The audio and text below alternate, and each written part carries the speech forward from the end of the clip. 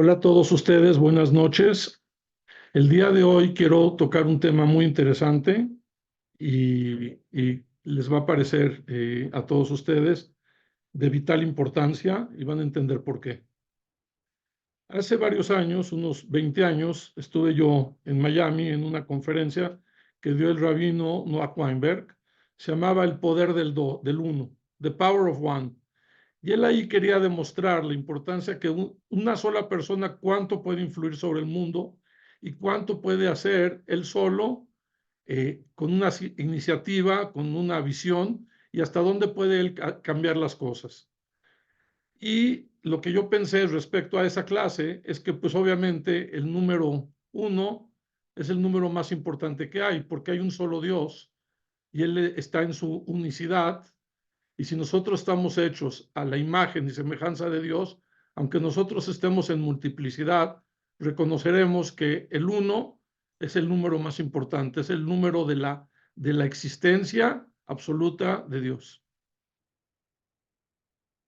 Eso es obvio. Sin embargo, el día de hoy es el Yahrzeit, el aniversario de la muerte de mi padre, el tercer aniversario, y eh, quise yo tocar un punto con el cual trabajé hace varios años en una tesis de filosofía judía, que era el tema del número 3. Y sentí que por ser el tercer Yahrzeit del tercer aniversario, podría hablar y desarrollar para ustedes el concepto de por qué el 3 es un número tan importante. Queremos esta plática honrar la memoria de mi padre, el señor José Salomón Medresh, que es Zichrono Lebrajá, que pues mucha gente lo conoció y fue una persona muy querida por muchos y obviamente su familia fue una persona que hizo mucho por su familia y siempre se preocupó por sus hijos y por sus nietos y por el bienestar de su comunidad. Ya que estamos hablando del secreto del 3, hay exactamente 3 personas que me ayudaron a desarrollar este tema en los últimos años. Y la primera es mi Raf en Israel, Raf Matis Weinberg. La otra persona es mi amigo y alumno y maestro, Enrique Chmelnik, el licenciado Enrique Chmelnik, que se fue a vivir a Israel, pero que durante varios años estuvimos trabajando algunos de los puntos de estos conceptos. Y pues la más importante de todas, mi esposa, que es mi pareja de estudios, mi compañera de vida, y con la cual siempre hablamos de Torah y desarrollamos temas, ideas nuevas y desarrollamos eh, diferentes posibilidades de cómo entender las cosas.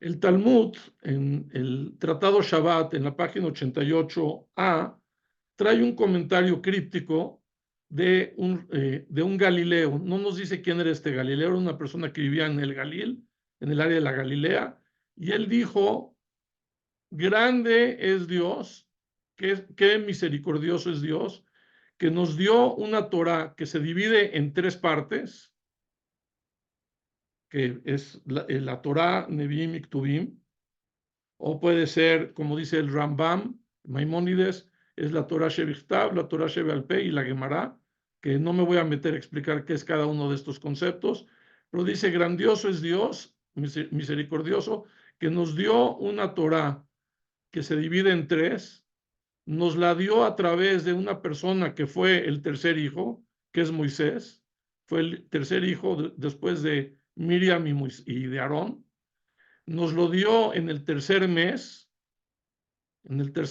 porque el primer mes es de la Torah, de los meses de la Torah, el primer mes es Nisan, después es Iyar y después es Sivan, y la Torah fue entregada el 6 de Sivan en el tercer mes.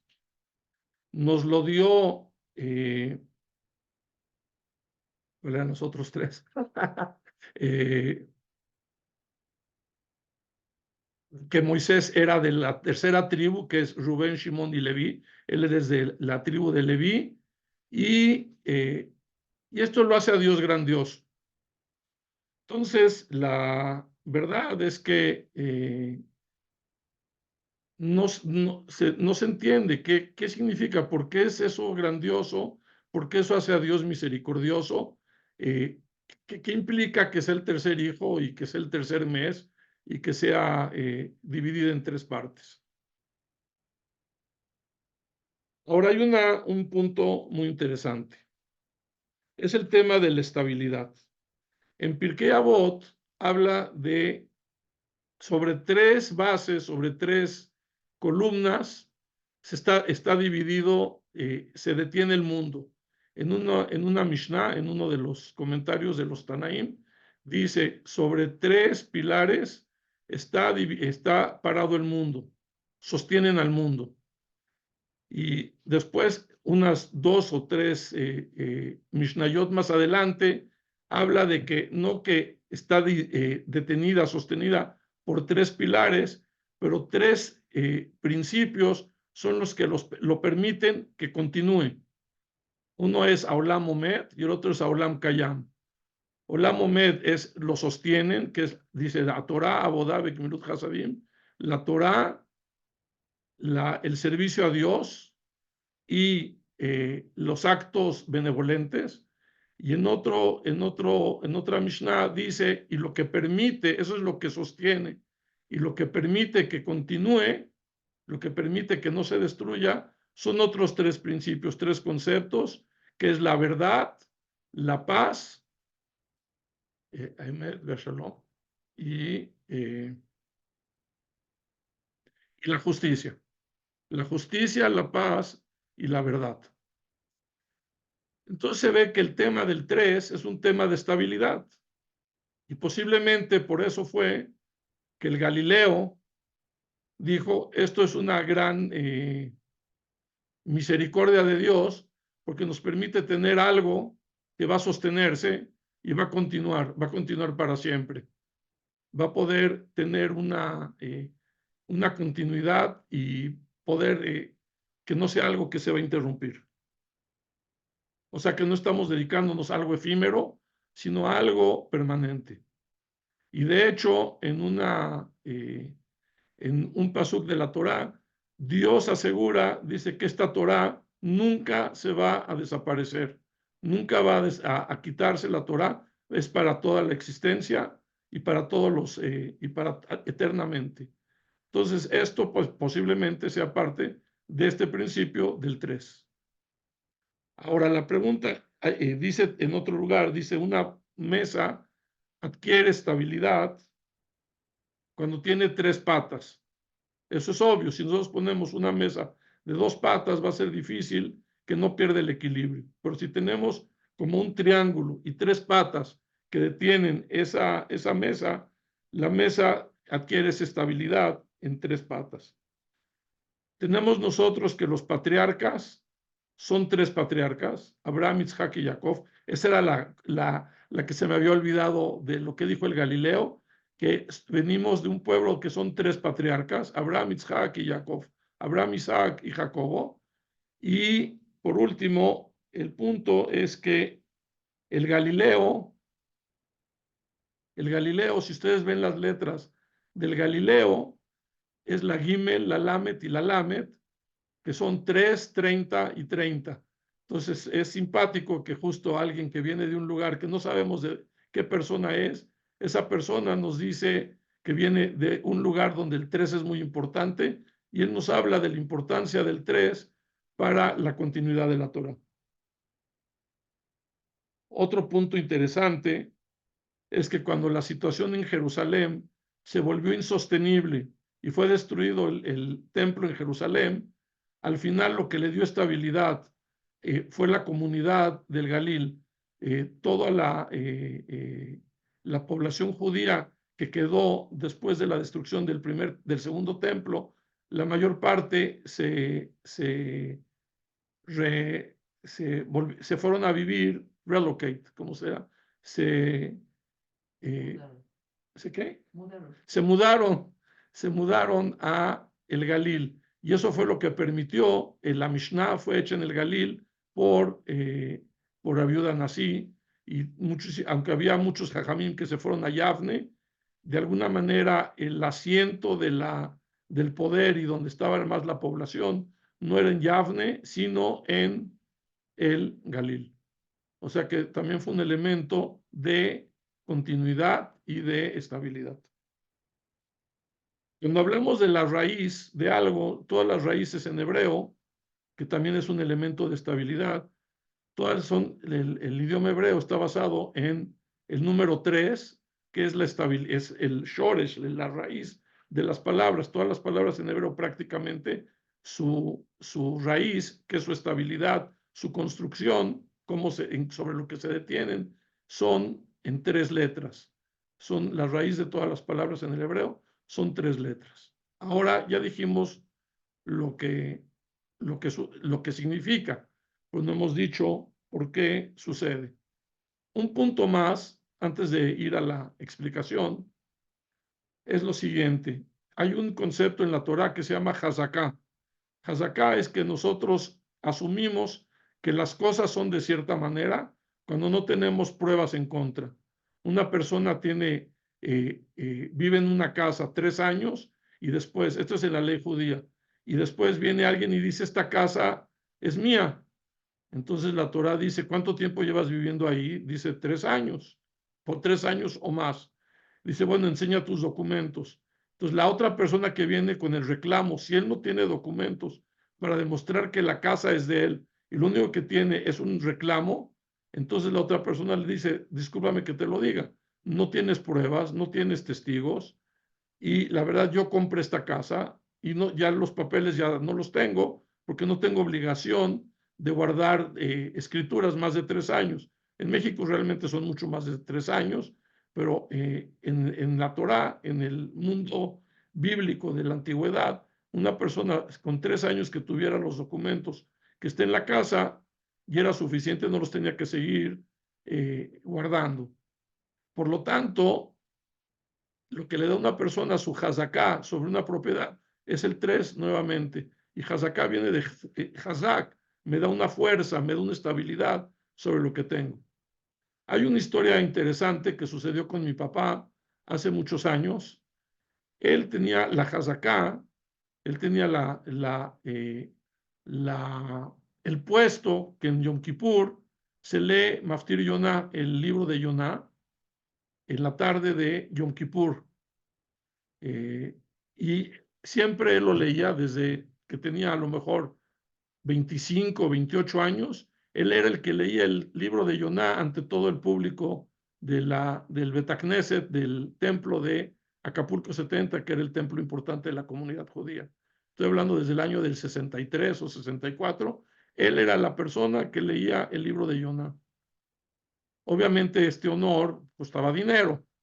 Para tener el honor de ser el que lee la Torá y Maftir Yonah en Yom Kippur, había que pagar un donativo. Y hay veces esos donativos son muy altos. No creo que en la Keilah era tan alto, porque hay comunidades que puede costar un honor así, puede costar $500,000 el honor de tener, ser la persona que lee el libro de Yonah. Sin embargo, mi papá lo tuvo muchos años. Después de como unos 35 o 38 años, hubo gente que se acercaron al presidente de la comunidad, a Shimshon Feldman, y le dijeron, oiga, no es justo que el señor Medresh siempre, cada año él sea la persona que tiene esto. También hay que tomar en cuenta, hay otras personas, sabemos otras personas. No se puede acaparar todo una sola persona. Entonces el señor Feldman, en paz descanse, fue con mi papá y le dijo, oye, la gente se están quejando de que tú tienes este honor cada año ya 38 años. Entonces mi papá le dijo, sí, yo tengo la hazaká, y lo que la persona que quiera pagar por este honor, yo doy un peso más. Nadie va a dar un peso, va a poder quitarme esto que yo tengo una hazaká. Y si alguien da una cantidad de dinero, no importa qué tan grande sea, y está dispuesto a pagarla, yo doy esa cantidad más un peso. Entonces, el tema de la hazaká que estamos hablando, que es un tema de 3 años, él no tenía 3 años, ya tenía 38 o 40 años con esa hazaká. Ahora, la pregunta que queda es, ¿por qué? ¿Por qué el 3 es un elemento de continuidad y de estabilidad? Hay un libro que se llama del rabino, ¿cómo se llama? El de Sudáfrica, el que es doctor. That's. ¿Y cómo se llama el libro? Living Inspired. Living Inspired, viviendo con inspiración. Living Inspired. Y él ahí explica un concepto bastante poderoso. Y él dice, todo proceso requiere tres partes. Primero viene la chispa de la idea.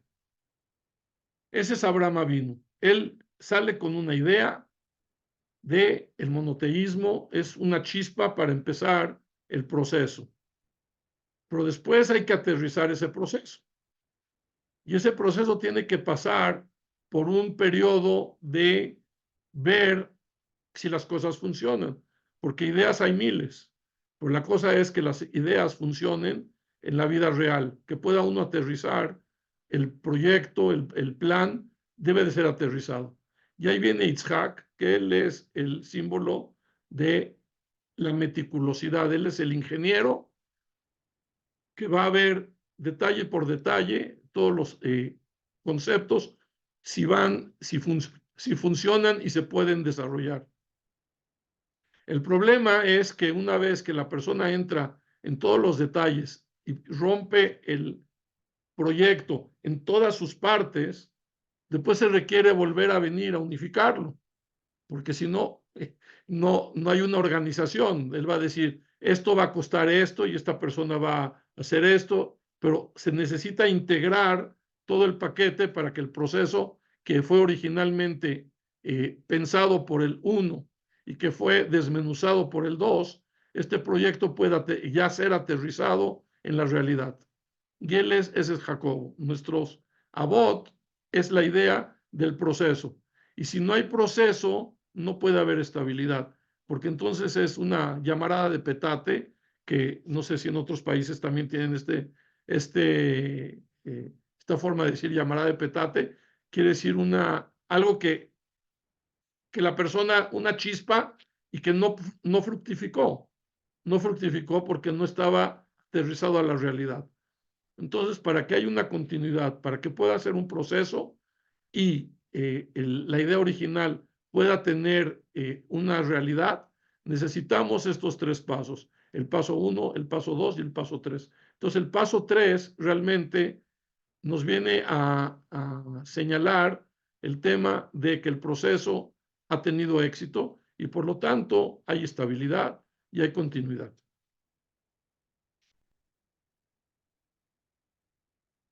La verdad es que esto, digamos, es a un nivel muy superficial.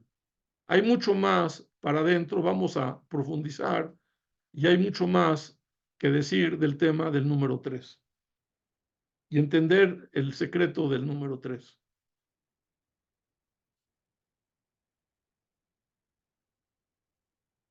El peor número en el judaísmo es el número 2, porque cuando empezó la creación, nada más había un 1. En el momento en que empezó el número, hubo un otro, ya no todo era el 1. La Biblia misma nos dice que cada día de la creación decía, y Dios vio que todo era bueno. Sin embargo, en el segundo día de la creación, que es cuando ya hubo el otro, no dice la Torá que el día fue bueno. Sin embargo, el tercer día dice 2 veces que todo fue bueno, que Dios vio que todo era bueno. Vayar Elohim Kitov. Entonces, en el número 2, el día 2, no hay ni un Kitov, no hay nada bueno. Es un día de separación, yo te voy a explicar. Es un día de dualidad y es el día en que se creó el Geinom, el infierno. Lo que sea que eso significa, que sea el infierno en el concepto judío, que es muy diferente que el concepto de otras religiones, pero de alguna manera el Satán, el adversario, lo que no es Dios, es creado el segundo día, viene a ser creado el segundo día y es el peor día porque da la apariencia de que puede haber un adversario, puede haber una dualidad en la creación. Y hay muchas cosas que dicen los jajamim, los sabios, en diferentes lugares del Talmud, para decir lo malo que es el número 2. En el tratado Pesajim, en el último capítulo, habla de lo malo que son los números pares.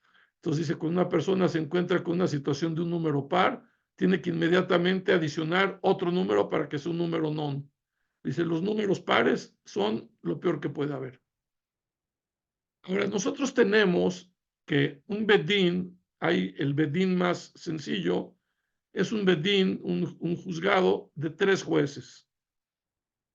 Y no es que ahora este tercer juez es el grupo de los 2 más 1. Y les voy a explicar lo que quiero decir con ello. En la Torá, si lo que se necesita para que un juicio sea definido en un sentido o en el otro, es que tiene que haber mayoría de votos.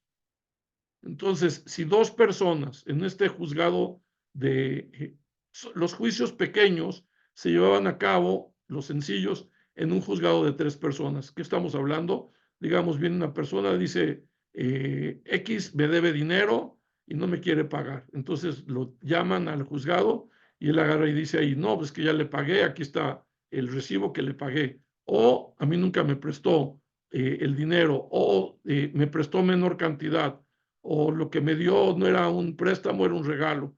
Lo que sea que la persona conteste, o casos de daños, alguien daña a otra persona, le va con el coche y le pega atropella a su perro, a su gato, entonces la persona tiene un reclamo. Entonces él va a un juzgado de 3 personas y lo que la mayoría decida, o sea, 2 de los 3, eso es el veredicto de lo que se tiene que hacer. Ahora, digamos que tenemos un juzgado que nada más tiene 2 jueces y los 2 jueces se pusieron de acuerdo en que, no, o sea, dictaminaron, no es que hay una tranza, dictaminaron esos 2 jueces que el señor A tiene razón y no el señor B. Ahora, si ellos 2 deciden que A tiene la razón, el juicio no es juicio porque nada más hay 2 personas. Podríamos nosotros pensar, ¿qué más da que no esté la tercera persona? Porque aunque la otra tercera persona estuviera en contra y él pensara lo contrario, igual dos de los votos es suficiente. Dice la Torá, de ninguna manera. Se tienen que sentar 3 personas a hacer el juicio, y si no hay 3 personas, aunque tú tengas 2 que ya estaban de acuerdo, si no hay 3 personas que estaban ahí y esos 3 discutieron el caso y después la mayoría decidió, si no es así, no puedes tomar ninguna decisión y darle la razón a A o a B.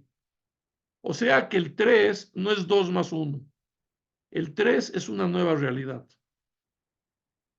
Normalmente la gente entiende que hay una tesis, lo que se llama, esto lo hablan mucho los griegos, ellos dicen, tienes una tesis, digamos, una idea, un concepto, tienes una antítesis, una idea que va en contra, y después tienes el tercero en discordia, que es la síntesis.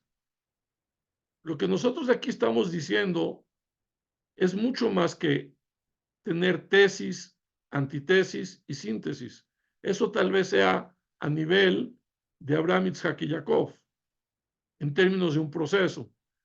Pero en términos de que un bedín no puede funcionar aunque tenga 2 y 2 ya vayan en una dirección y el tercero no vaya en esa dirección, no hay un tercero y no podemos tomar una decisión, eso nos habla mucho más de que el 3 implica algo más que 2 más 1. No es que tú hiciste 2 personas y ahorita aumentaste 1, sino que es completamente otra realidad. Cuando tenías el 2, tenías tú una dualidad. Ahora que tienes 3, tienes una multiplicidad. Y eso es muy diferente. Un 2 no es una multiplicidad. Un 2 es una dualidad.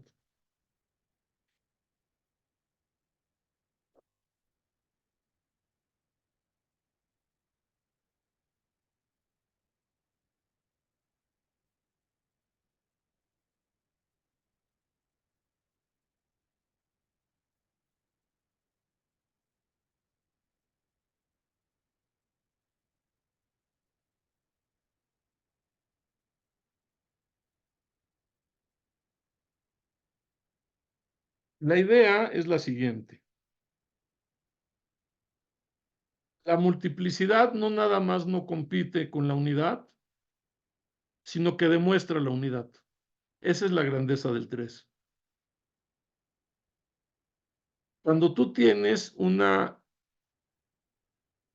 tesis que va hacia una dirección y después tú tienes la idea 2, que es en el contrario, y teniendo dos contrarios, tú puedes llegar a una verdad más grande, lo que yo llamaría la sinergia de los opuestos.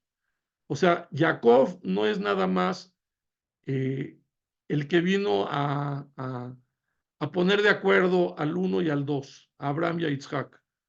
Él hizo una cosa mucho más grande. Él habló de una nueva realidad que es mucho más fuerte que 1 más 2. Él creó una nueva realidad que se llama la sinergia, la fuerza de los opuestos. Porque cuando yo tengo dos fuerzas que van en direcciones contrarias, como es Abraham con su gesed, con su benevolencia, Yitzhak, que es el juicio, tenemos uno corre hacia la benevolencia, el otro corre hacia el juicio. Son exactamente lo contrario. Sin embargo, cuando viene Jacob y él crea un tipo de balance, un tipo de belleza, un tipo de verdad, en la cual se demuestra que lo que se llama Shnei Ktuvim, dos escritos o dos leyes, Amachishim Ze, que se contradicen una con otra, dice Yaboa Pasuk Shlishi, que venga el tercer pasuk, el tercer versículo, Beyachria Beine, y que decida. Aquí lo que estamos diciendo es que Jacob, el número 3, el hijo número 3, él creó una nueva realidad que lo único que demuestra es que en la fuente, esta multiplicidad en su fuente viene de un 1. Si yo puedo tomar dos extremos, dos fuerzas que van en direcciones opuestas, y puedo yo esta multiplicidad, esta divergencia, la puedo yo eh, anclar a una nueva realidad. Entonces lo que demostré es que realmente en la fuente no hay divergencia, sino que todas las fuerzas, el 1 está ahí. La multiplicidad del 3 lo que nos hace es demostrar que en la fuente hay uno solo. Obviamente el mundo, como nosotros lo conocemos, toda la creación, no podía ser más que en multiplicidad.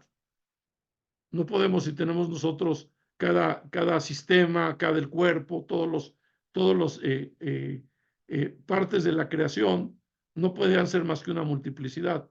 Pero si nosotros podemos podemos encaminar toda esa multiplicidad que no tenía otra forma de ser la creación. Dios no podía crear un otro porque nada más hay el uno nada más es él. Y dijimos la dualidad es como el contrario. Pero si él puede crear un mundo en multiplicidad, en el cual el tercero realmente nos demuestre que nunca hubo nada que contradijera el uno con el dos, entonces lo que estamos haciendo, estamos revelando la unicidad de Dios. Esa es la grandeza del número 3. La grandeza del número 3 es que esa multiplicidad nos viene a demostrar que en la fuente, en el creador, es uno solo. No hay dos, no hay tres, no hay multiplicidad. Es una unicidad. Y el Rav Moshe Chaim Luzzatto, el gran pensador del siglo XVII, él en su libro Derech Hashem dice que en ese libro y en el libro Dat Bunot, Derech Hashem es el camino de Dios, y en el libro Dat Bunot, no sé cómo se llama en español, eh, el conocimiento del entendimiento, algo así sería, o del corazón, el entendimiento del corazón. Él dice que no podemos decir otra cosa de Dios más que es uno. Ni siquiera podemos decir en la fuente que Dios es bueno o que Dios es ninguna de sus cualidades. En el momento en que somos seres creados, lo único que podemos decir es que el que nos creó es un uno. Todo lo demás no lo podemos decir. El rabino Adin Steinsaltz inclusive dice una cosa impresionante. Dice, si hay algo que tú pudieras decir de Dios, del concepto de Dios, fuera del hecho de que es uno, inmediatamente, en el momento que tú digas alguna cualidad, algún atributo, algún concepto sobre lo que es Dios, si tú lo puedes decir, automáticamente eso ya no es. Eso automáticamente ya no es. No puedes tú llegar a ningún tipo de conceptualización. Como ser creado, ¿cómo es el creador? Hay un chasm, ¿cómo se llama? Eh, un espacio, Yatma es una separación, una parte de agua. separación que no puede ser, no hay puente que la pueda cruzar entre el creador y el creado. Entonces, lo único que podemos sí decir de ese creador es que es uno, la unicidad perfecta. Y el número 3 es una multiplicidad que al darnos una energía, juntando los opuestos y dando un nuevo sentido a esas dos fuerzas opuestas, nos va a decir que en la fuente todo es uno.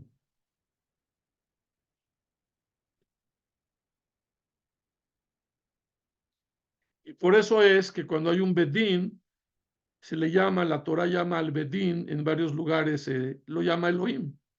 En Shemot, en el libro de Éxodo, capítulo 20 o 21, trae ahí el caso de que dos personas tuvieron una discusión sobre un artículo que uno le dejó a su cuidado uno le dejó a su cuidado a su compañero, y cuando vino por el artículo, el compañero le dijo, no, yo ya no lo tengo, se lo robaron. Entonces le dice, ¿cómo que se lo robaron? Yo no creo que lo robaron. Entonces tiene que ir al juzgado a jurar de que se lo robaron. Si no tiene demostración que fue robado y que no era responsabilidad de él, vinieron unos ladrones en la noche y se lo llevaron con pistolas o rompieron el candado de donde estaba bien guardado. Entonces el señor en ese caso no está obligado, si no recibió ninguna paga por cuidar al animal, no tiene obligación de pagar, pero tiene que demostrar que lo que él dice es verdad. Entonces va al juzgado y tiene que jurar que él no aprovechó nada lo que le dieron a su cargo, y no nada más eso, sino que también así sucedió que él puso al animal en un establo y tenía candado, y vinieron unos ladrones en la noche, rompieron el candado y se llevaron al animal. El versículo que habla de este caso en específico llama a ese juzgado, dice que se acerquen a Elohim, se tienen que acercar al juzgado. ¿Por qué? Porque el juzgado representa en este mundo esa fuerza de decisión que viene de Dios. Los jueces tienen un tipo de, como Ruach HaKodesh, un aire divino que los hace, si son gente de bien y su interés es llegar a la verdad y no tienen ningún tipo de prejuicio, no tienen ningún tipo de arreglo por debajo de la mesa, o no tienen amistad más con una persona que con la otra, y no tienen ninguna injerencia en el caso, son llamados Elohim. Elohim es llamado todo número que es un 3, que representa esa unicidad del cielo, ese se le llama Elohim. ¿Y por qué? Porque trae a colación o demuestra la unicidad en Dios. Únicamente me queda aumentar un punto muy interesante, que nosotros el símbolo del judaísmo, aquí ya empezaron con preguntas, muy bien, el, tenemos nosotros un símbolo del judaísmo que ahorita lo estamos viendo todos los días en la bandera de Israel, es un Sión. El Sión realmente son dos triángulos. Es un triángulo que va para arriba y un triángulo que va para abajo. Hay un libro interesante, importante, de un pensador judío de hace unos 130 años, que se llama Rosenzweig, Franz Rosenzweig. Él hizo un libro que se llama La Estrella de la Redención. No me quiero meter en cada uno de sus elementos de lo que él habla, pero lo que él sí dice es que el triángulo a veces tiene su base en la tierra y va para arriba, y a veces el triángulo viene de arriba y va para abajo. Cuando el triángulo viene está en esta posición, entonces realmente empezó el 1 y se bifurca a los dos extremos. O sea que es una fuerza que viene de arriba para abajo. Cuando tenemos nosotros al revés el triángulo, que el vértice es hacia abajo, es la fuerza que viene de abajo para arriba. Y esto da la correspondencia de la fuerza del 3 cuando viene de arriba para abajo, cuando viene de Dios hacia la creación, y también habla de la fuerza que nosotros respondemos, nosotros siendo 3, respondemos a aquel que es 1. Entonces, aquel que es 1 nos da a nosotros el 3, que es la multiplicidad, y nosotros la multiplicidad le regresamos a Dios nuestra respuesta al 1. Nuestro 3 le da una respuesta al 1. Él habla de muchas más cosas, él habla de conceptos de redención, creación, etcétera. Pero aquí el punto que quería yo decir es que el símbolo del judaísmo también es un símbolo del 3. El famoso Maral de Praga tiene toda una disertación en el libro Gurat Hashem, La fuerza de Dios, donde habla del Zion, y él dice que son los cuatro puntos cardinales, norte, sur, este y oeste, y después también de atrás para adelante, o sea, son los tres, el volumen, el cubo. Y entonces no nada más es, digamos, podríamos decir, arriba y abajo y a la derecha y a la izquierda, sino también tenemos una volumetría. Entonces el 6 nos habla de todas las posibilidades de este mundo, todos los diferentes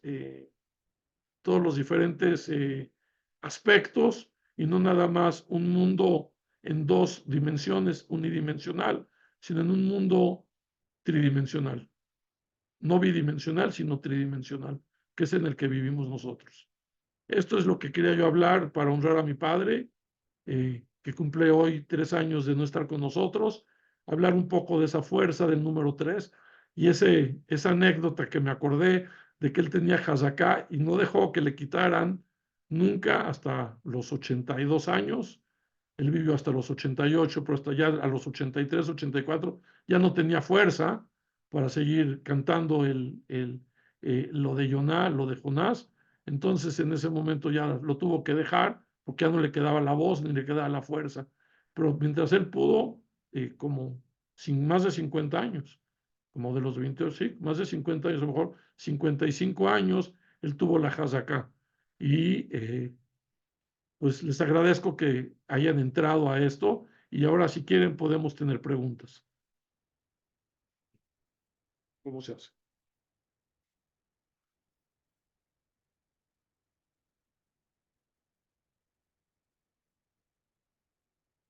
Tú las lees y las respondes.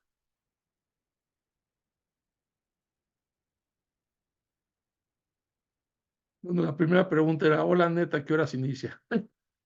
Esa es la primera pregunta. Dinora pregunta, dice, ¿y los 72 nombres de Dios no se manifiestan a través de cualidades de él mismo? Pues también son triadas. Es verdad, no lo mencioné, pero todo de entrada 72 es un múltiplo de 3, son 24 por 3. Y los 72 nombres de Dios muchas veces los ordenan en grupos, en puros grupos de 3. La tabla famosa que trae, que sale de los psukim, de los versículos en el capítulo 14, 13, 14 En Beshalach. en el Éxodo. Ahí hay 3 versículos y de ahí se sacan los 72 nombres de Dios, en Beshalach, en la parashá de Beshalach. Entonces dice así, los 72 de Dios no se manifiestan a través de cualidades del mismo. No, no, no. Los 72 nombres de Dios no es Dios como creador per se. en su infinitud. Es Dios una vez que Él decide crear un mundo, una vez que Él decide share, ¿cómo se dice? Compartir existencia con un creado para darle benevolencia, para hacer el bien.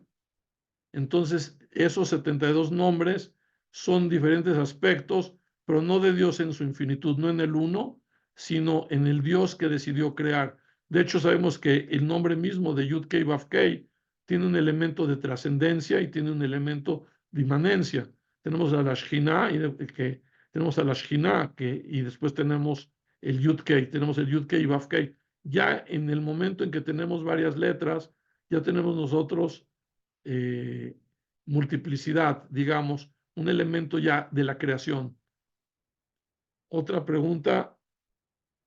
Gracias, More. Algo dijo de Galileo. No, lo que dije no era de Galileo, aunque fue un gran hombre, definitivamente fue un gran científico, pero la palabra Galil es Gimel Lamed Lamed, suma 63, porque la Gimel es 3, la Lamed tiene un valor numérico de 30 y la última Lamed también tiene un valor numérico de 30.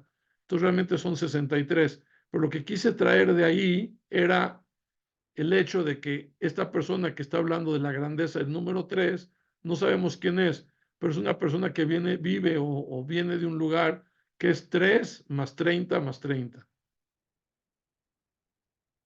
Otra pregunta. Buenas noches, ingeniero. ¿Cree que dada la importancia del 3, en esta se basaron los cristianos para hacer la Trinidad? La verdad, sí iba yo a tocar este punto, pero la verdad no quería yo herir sensibilidades de nadie. Cuando tú tienes el 3 en la fuente, tú estás diciendo que la fuente también es 3. Nosotros pensamos que es imposible. Además de que pensamos que es imposible que Dios encarne en una persona, que hablando de la Trinidad, que es el Padre, el Hijo y el Espíritu Santo, nosotros pensamos que es imposible que Dios encarne en una persona. Eso es considerado de alguna manera un elemento, no le puedo decir idólatra, pero algo parecido. Entonces, no, no lo podemos afirmar eso. Sí creo que muchos elementos que tomó el cristianismo 100%, todos los primeros cristianos eran judíos. La persona que puso más las bases del cristianismo es Pablo de Tarso, que era un judío y definitivamente sabía cosas del judaísmo bastantes y se ve en muchos de sus escritos y sus desarrollos de la religión cristiana, que se entiende que él sabía muchas cosas y bueno, él tomó otro camino, pero definitivamente sí hay un elemento en el cristianismo, de la Trinidad del cristianismo, definitivamente toma algunos de los aspectos de el 3, la fuerza del 3 dentro del judaísmo, definitivamente. Ingeniero, algo sobre la letra pi, que es 3.1416.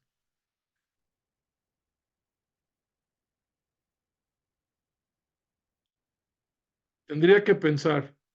Es muy interesante que en el Talmud, en el tratado Sukkah, demuestran ese número de pi. Ellos no tenían el nivel de matemáticas que nosotros tenemos, una calculadora o una computadora para calcularlo. Ahí hacen un desarrollo súper curioso de un triángulo para encontrar cómo un círculo, si yo lo hago de estambre y lo abro a la mitad, realmente se hace un triángulo. Si nosotros hacemos un círculo concéntrico de una hebra a otra hebra, puras diferentes hebras, y después las cortamos a la mitad, ese círculo entonces, hasta la mitad, entonces vamos a armar un triángulo. Y entonces, al armar ese triángulo, pudieron los jajamim, los sabios, determinar la relación entre el radio del triángulo y la relación con la periferia, con lo que es lo que lo circunda, que son 3.1416, es pi r. Pero no, la verdad nunca había pensado sobre el 3.14. Es un número mágico, realmente. Hay un libro impresionante de Isaac Asimov que se llama La Esfera. No, no es La Esfera. El de, ¿cómo se llama este? Un libro de este Isaac Asimov, y él ahí plantea en este libro, me tengo que acordar el nombre, eh, es de una civilización que se quiere comunicar con la Tierra y les empieza a enviar señales para que armen una nave espacial para ir a otra dimensión. Y entonces, una vez que regresan de esa dimensión, la gente no les quiere creer porque se fueron y regresaron como 3 segundos después y no se vio nunca que se fueron, simplemente estaban adentro de toda la experiencia sucede estando ellos allá en la nave espacial, no se ve que sale a ningún lado. Sin embargo, ellos regresan y dicen, no, estuvimos acá y pasó esto y pasó el otro. Y después les dicen, y bueno, ¿y qué les dijeron? Algo importante. Y nos dijeron, si tú haces la ampliación del número pi, que es un número infinito, es 3.1415.789, sé porque soy ingeniero, pero es un número que no termina, no termina. Dice, si tú vas a cierto momento de este número y lo pones en base 10, o sea, base digital, no en base 10, en base digital de unos y ceros, eventualmente se va a dibujar un círculo como a la mitad, después de 300 o 400 cifras, se va a volver a dibujar un círculo. Es una cosa impresionante. ¿Cómo se llama el libro? No sé cuál te refieres, Alberto. La Torá, el libro ¿Mandé? ¿El de Asimov? Bueno, no sé. Lo tengo ahí arriba. Es un libro azul. Híjole, no me puedo acordar, pero sí está muy, muy bueno.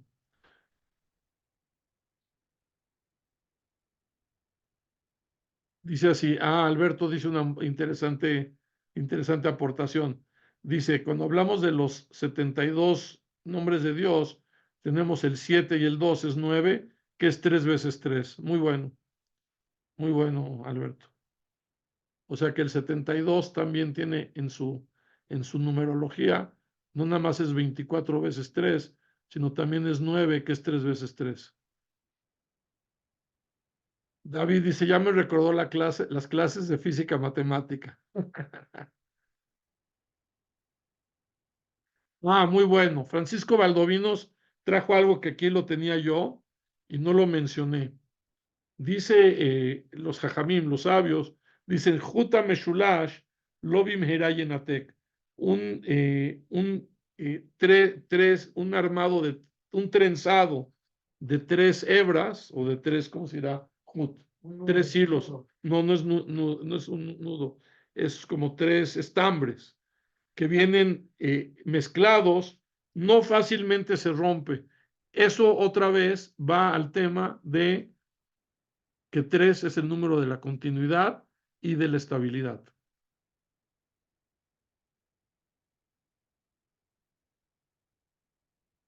María, algunas corrientes como la gnosis interpretan que la Trinidad es como equivalente a protón, neutrón y electrón. La verdad sí suena padre, pero eso era la física hace como 85, 90 años. A partir de entonces, me parece que hay como 170 partículas subatómicas. Ya se llaman mesones, quarks, ya no son 3. Se quedaron en 3 hace como 85 o 90 años. Ya hoy en día ya hay como 125 partículas en un átomo.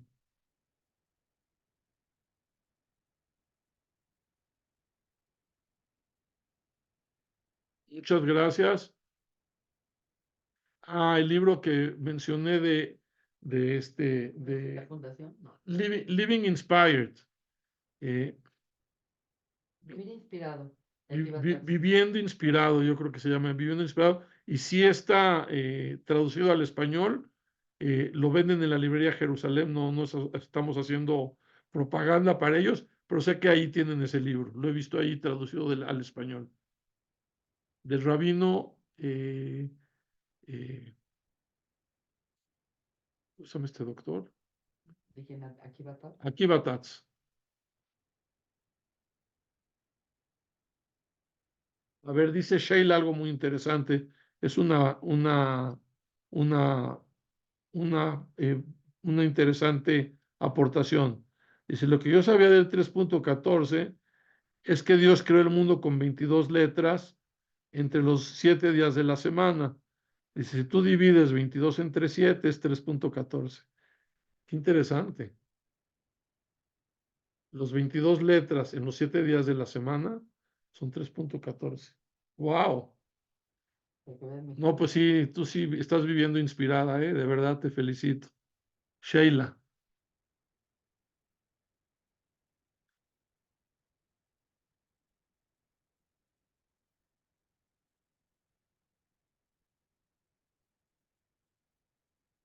La película que digo, tienes razón, no es de Isaac Asimov, es de Carl Sagan. Exactamente es la película que hacen de Carl Sagan, le hicieron película, pero sí es de que viajan a un planeta todo basado en números primos. Exactamente, ese es el libro, no me puedo acordar del nombre. En la película que hicieron de ese libro, eh, eh, actúa Jodie Foster. Van a publicar la clase para volverla a ver. Si va a estar en YouTube, Anet la va a subir al canal de Kabbalah Hoy. Les agradezco. Contacto, Alberto Maya, se llama Contacto. Contacto, muy bueno, Alberto. Muchas gracias. La película también se llama Contacto. El libro se llama Contacto y también la película con Jodie Foster. Les agradezco a todos ustedes haber participado y espero que hayan sacado una nueva visión del número 3 y les agradecemos muchísimo. Buenas noches.